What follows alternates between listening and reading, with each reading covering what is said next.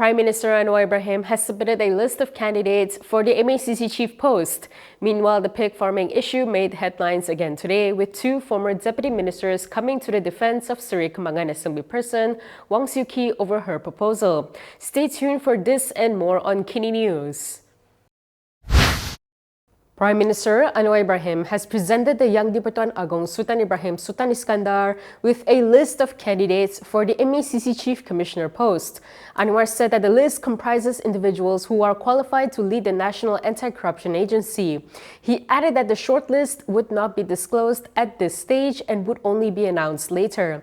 Meanwhile, the king posted on his official Facebook page that Anwar was in Johor Bahru for a working visit today, where he also met His Majesty at Istana Pasir Pelangi.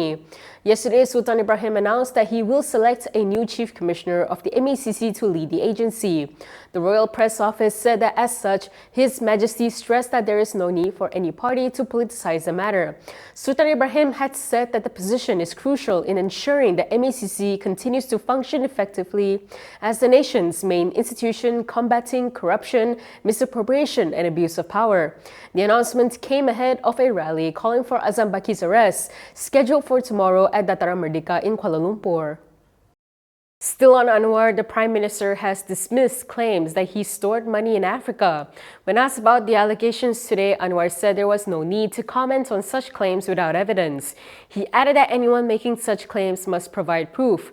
Otherwise, it would only become a breeding ground for slander. Anwar said this when asked to respond to claims made in a video clip that recently surfaced.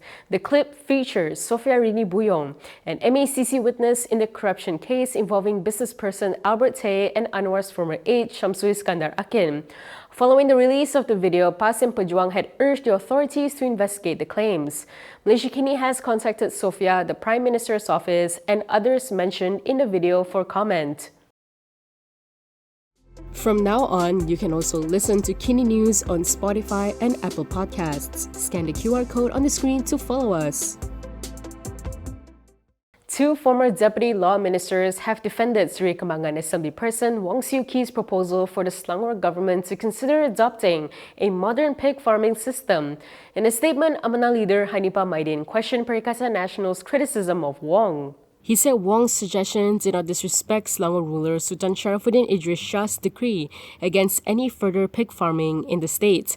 He stressed that while the Sultan's decree deserves full respect and was undoubtedly made after careful deliberation, it should not preclude assemblypersons from proposing constructive solutions to the issue. He added that suggesting a modern technical approach in the August House is a matter of policy innovation and should not be misconstrued as a sign of disrespect toward the royal decree. He said that while respecting a royal decree is paramount, it should not silence elected officials from debating viable alternatives or improvements for the state. Meanwhile, DAP National Legal Bureau Chairperson Ramkarpal Singh said the condemnation of Wong reflects a poor understanding of the duties and functions of an elected representative.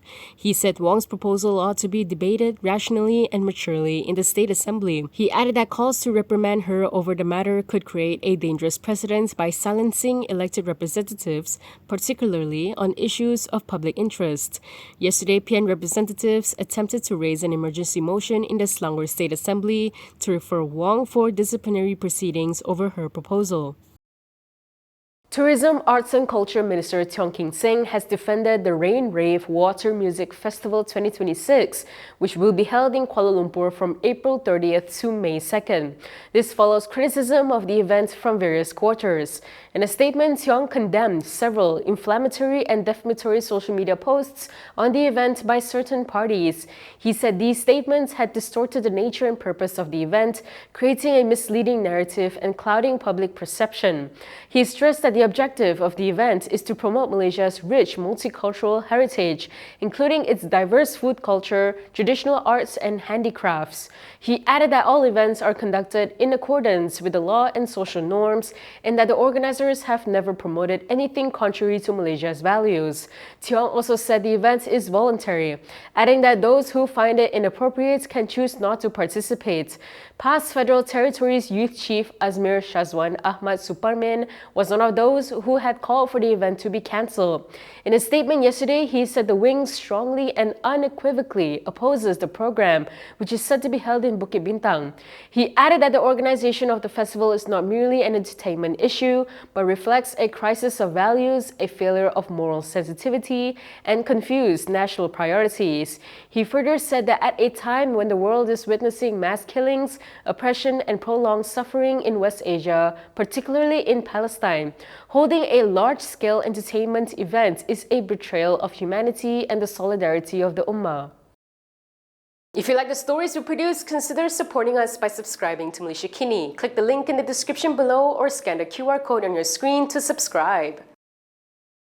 The Court of Appeal has dismissed the appeal by Kepala Batas MP Siti Mastura Muhammad against the Penang High Court's decision ordering her to pay damages, including costs, totaling 825,000 ringgit. This is for defaming 3 DAP leaders by linking them to Communist Party of Malaya leader Chin Peng. According to Bernama, a 3-member bench led by Ahmad Kamal Mat Shahid dismissed the appeal by Siti Mastura after finding that it was without merit. While delivering the unanimous decision, the judge said the appellate court affirmed the entirety of the High Court's judgment delivered on December 4, 2024, including the award of damages and costs totaling 825,000 ringgit. Justice Ahmad Kamal added that the court found no merits in the DAP leader's cross-appeal. He said the High Court's judgment on liability and its assessment of damages was correct, well-reasoned, and based on a proper evaluation of the facts and the law. On December 4, 2024, the Penang High Court had ordered Siti Mastura to pay 300,000 ringgit, 250,000 ringgit, and 200,000 ringgit, respectively, to Lim Kit Siang, Lim Guan Eng, and Teresa Kok.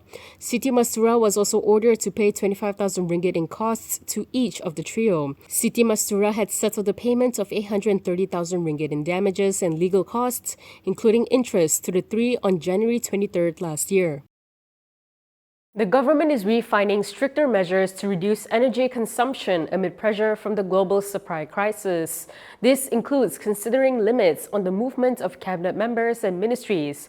Prime Minister Anwar Ibrahim said the immediate action is critical to ensure Malaysia does not fall into an energy rationing situation, as currently faced by several other countries. He added that a final decision on the matter will be made at a meeting of the National Economic Action Council. Anwar emphasized that the government wants to avoid supply shortages and will need to find ways to reduce energy consumption, including measures such as working from home. He said they are grateful that so far oil supply remains sufficient until the end of June.